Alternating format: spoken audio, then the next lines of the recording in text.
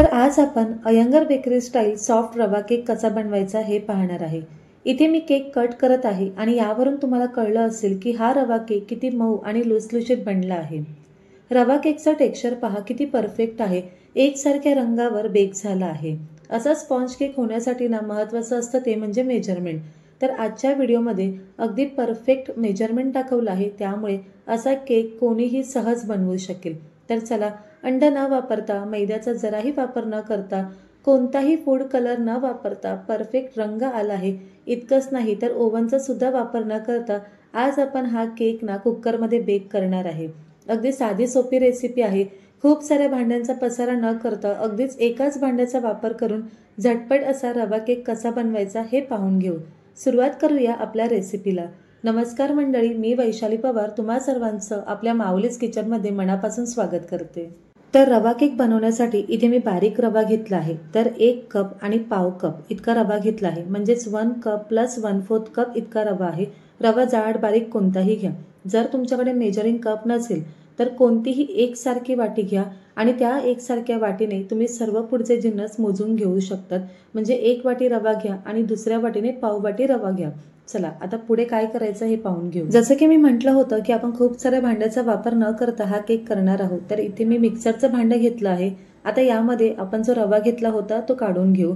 तर रवा कोणताही घ्या, जाड बारीक, कारण आपल्याला तो बारीकच करून घ्यायचा आहे। आता रवा मिक्सरच्या भांड्यामध्ये काढून झाल्यावर यामध्ये 1 कप जो आपण रवा घेतला होता त्याच कपने पाऊण कप इतकी मी इथे साखर घेतली आहे।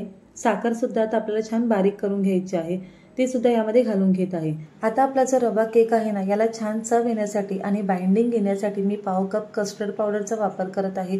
यामुळे खरंच केकला छान चव आणि रंग सुद्धा येतो। आता हे सर्व आपल्याला ना छान बारीक करून घ्यायचं आहे। तर रवा, साखर आणि कस्टर्ड पावडर एकत्र केल्यावर ना अगदी बारीक आपण इथे वाटून घेत आहोत। तर हे पहा, मस्त असं बारीक वाटून झालं आहे। तर इथे आपल्या केकचं ना हे प्रीमिक्स तयार झालं आहे। तर पुढची प्रोसेस करण्या अगोदर आपल्याला 2 महत्त्वाच्या गोष्टी करायच्या आहेत। ते म्हणजे इथे मी केकचा टिन घेतला आहे। तुमच्याकडे केक टिन नसेल तर कोणतंही भांडं घेऊ शकतात किंवा कुकरचा डब्बा असेल तर तो सुद्धा घेऊ शकतात। आता आपल्या या भांड्याला ना थोडंसं तेल लावून घ्यायचं आहे। अगदी थोडंसं तेल लावायचं आणि संपूर्ण भांड्याला आतून तेल ना व्यवस्थित पसरवून घ्यायचं।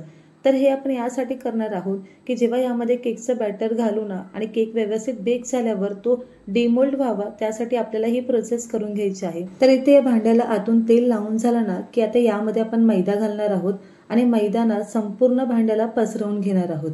मैदा नसेल तर याऐवजी तुम्ही गव्हाच्या पिठाचा सुद्धा वापर करू शकतात। तर आता इथे आपण हा जो मैदा घातला आहे हा संपूर्ण भांड्याला ना आतून लावून घेऊ, व्यवस्थित पसरवून घेऊ। जर तुमच्याकडे बटर पेपर असेल तर ते सुद्धा तुम्ही इथे आतमध्ये ठेवू शकतात, पण प्रत्येकाकडे बटर पेपर नसतो, मग अशा वेळेस तुम्ही तेलाने ग्रीस करून घेऊ शकता। तर पहा, इथे व्यवस्थित इथे मैदा सुद्धा मस्त असं भांड्याला आतून लावून झालं आहे।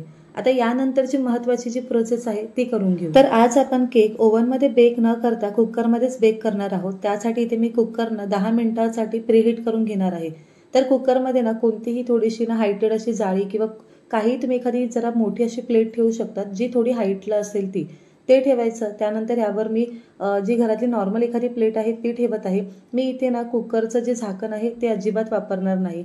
आता आपल्याला मध्यम आचेवर 10 मिनिटांसाठी कुकर प्रीहीट करून घ्यायचं। तर इथे कुकर प्रीहीट होईपर्यंत आपण केकचं जे बॅटर आहे ते तयार करून घेऊ। तर आपण जे प्रीमिक्स तयार करून घेतलं होतं, आता त्यामध्ये बाकीचं सर्व साहित्य घालून घेऊ। तर इथे मी ना पाऊण कप दूध घेतलं आहे। हे रूम टेम्परेचरवरचं दूध आहे, खूप गरम दूध घ्यायचं नाही। तर इथे पाऊण कप यामध्ये दूध घालून घेतलं आहे। आता यामध्ये घालणार आहे अर्धा कप तेल। तर हे रोजच्या जेवणामध्ये आपण ज्या तेलाचा वापर करतो तेच तेल आहे। फक्त सुगंधी तेल घेऊ नका, म्हणजे राईचं तेल, कारण की असं जे सुगंधी तेल असतं त्याचा वापर केकसाठी करत नाही। त्यानंतर इथे मी अर्धा कप दही घेतलं आहे। दही आंबट नसावं याची खात्री करून घ्या। त्यानंतर इथे मी ना 1 पॅकेट दुधाची पावडर घालणार आहे। तर हे जे पॅकेट आहे हे 10 रुपयाला मिळतं, पण दुधाची पावडर घातल्यामुळे केकला छान चव येते। त्यानंतर यामध्ये घालणार आहे फक्त चिमूटभर मीठ। तर तुम्हाला असं वाटेल की केकमध्ये मीठ, तर हो, मिठामुळे केक आणखीन चवीला चांगला लागतो। आता इथे आपण घालणार आहोत बेकिंग पावडर। तर इथे मी 1 टीस्पून इतकी बेकिंग पावडर घालणार आहे। म्हणजे पोहे खाण्याचा जो चमचा असतो किंवा मसाल्याच्या डब्यामध्ये जो चमचा असतो ना, त्या चमच्याने सपाट 1 चमचा बेकिंग पावडर घेतली आहे। आता आपण इथे बेकिंग सोडा घालून घेऊ। तर ज्या चमच्याने बेकिंग पावडर घेतली होती त्याच चमच्याने अर्धा चमचा फक्त बेकिंग सोडा घ्यायचा आहे। बेकिंग सोडा जास्त घेऊ नका, नाहीतर केकची चव थोडी बिघडेल, त्यामुळे फक्त अर्धा चमचा बेकिंग सोडा घ्यायचा आहे। आता आपल्याला 1 टीस्पून इथे व्हॅनिला एसेन्स घ्यायचा आहे। जर व्हॅनिला एसेन्स नसेल तुमच्याकडे तर 4 ते 5 वेलचीची पावडर करून ती सुद्धा यामध्ये घालू शकतात। आता सर्व आपण हे चमच्याने एकजीव करून घेऊ, कारण आपल्याला आता पुन्हा हे व्यवस्थित असं बारीक करून घ्यायचं आहे आणि हे जे मिश्रण आहे ना हे अगदी स्मूथ असं झालं पाहिजे। आता याला झाकण लावून अगदी बारीक असं आपण हे वाटून घेऊ। जितकं जमेल ना तितकं एकसारखं ह्याला छान असं बारीक करून घ्या। तर पहा, अगदी कमी वेळेमध्ये मिक्सरच्या भांड्यामध्ये आपला केकचं बॅटर तयार झालं आहे। याची कन्सिस्टन्सी तुम्ही पहा किती परफेक्ट आहे। आपण जे काही घेतलं होतं ना हे अगदी योग्य मेजरमेंटमध्ये घेतलं होतं। आता आपण हे जे बॅटर आहे हे केक टिनमध्ये काढून घेऊ। तर याचा तुम्ही रंग पाहू शकतात। आपण यामध्ये जी कस्टर्ड पावडर टाकली होती ना त्यामुळे याला मस्त असा रंग सुद्धा आला आहे। आता सर्व बॅटर केक टिनमध्ये काढून झाल्यावर हा टिन ना 2 ते 3 वेळा टॅप करायचा, म्हणजे जी काही जास्तीची हवा आहे ती बाहेर निघून जाते आणि हे बॅटर ना एकसारखं पसरलं जातं। तर आपण कुकर 10 मिनिटांसाठी प्रीहीट करून घेतलं आहे। आता यामध्ये हे केकचं जे भांडं आहे ना ते ठेवून द्यायचं। केकचं भांडं ठेवताना ना फक्त काळजी घ्या, कारण की कुकर हा भरपूर गरम झालेला असतो, त्यामुळे काळजीपूर्वकच हे काम करायचं। भांडं व्यवस्थित मधोमध ठेवायचं। आता यावर जी आपण प्लेट झाकणार किंवा जे काही तुम्ही झाकण झाकणार ना ते असं झाका की त्यामधून ना बाहेर हवा जाणार नाही। आणि त्यानंतर या झाकणावर एखादं जड भांडं ठेवा, म्हणजे अजिबात कुकरमधली हवा ही बाहेर जाणार नाही। आता आपल्याला 40 ते 45 मिनिटं हा केक बेक करून घ्यायचा आहे।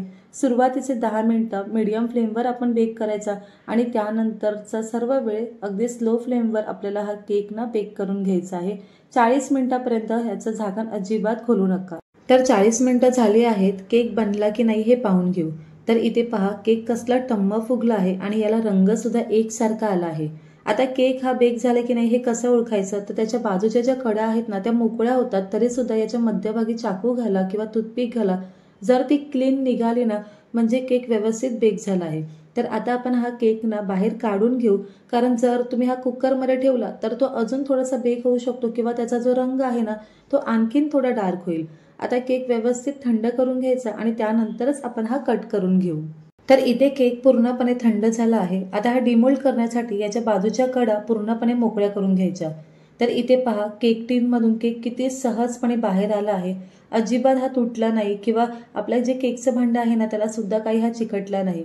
तर केक पहा किती सॉफ्ट अँड स्पॉन्जी बनला आहे। तर इथे आता मी चाकूने कट करत आहे। यावरूनच तुम्हाला लक्षात येईल की आपला केक मस्त असं एकदम मऊ आणि लुसलुशीत बनला आहे। तर पहा किती झटपट आणि सोप्या पद्धतीमध्ये हा रवा केक तयार होतो। खूप सारा भांड्याचा पसारा न करता मिक्सरच्या भांड्यामध्ये बॅटर अगदी झटपट तयार होतं आणि केकचा टेक्स्चर सुद्धा पाहू शकतात किती परफेक्ट आला आहे। अगदी योग्य मेजरमेंट घेतलं ना की मस्त असा मऊ आणि लुसलुशीत केक तयार होतो। मुलांना डब्यात कधी द्यायचं असेल किंवा संध्याकाळच्या वेळेस काही खायचं असेल ना किंवा टी टाइमसाठी अगदी परफेक्ट असा हा रवा केक तयार आहे। तर तुम्हाला आजची रवा केकची रेसिपी कशी वाटली मला नक्की कळवा आणि तुम्ही सुद्धा करून पहा। पुन्हा भेटूया अशा छानशा आणि नवीन रेसिपी सोबत। तोपर्यंत स्वादिष्ट खा आणि आस्वाद मिळवा। माऊलीज किचनला लाईक, शेअर आणि सबस्क्राईब करा। बाजूच्या बेल आयकॉनला सुद्धा क्लिक करा, जेणेकरून माझ्या व्हिडिओचे नोटिफिकेशन तुम्हाला सर्वात अगोदर भेटतील। धन्यवाद।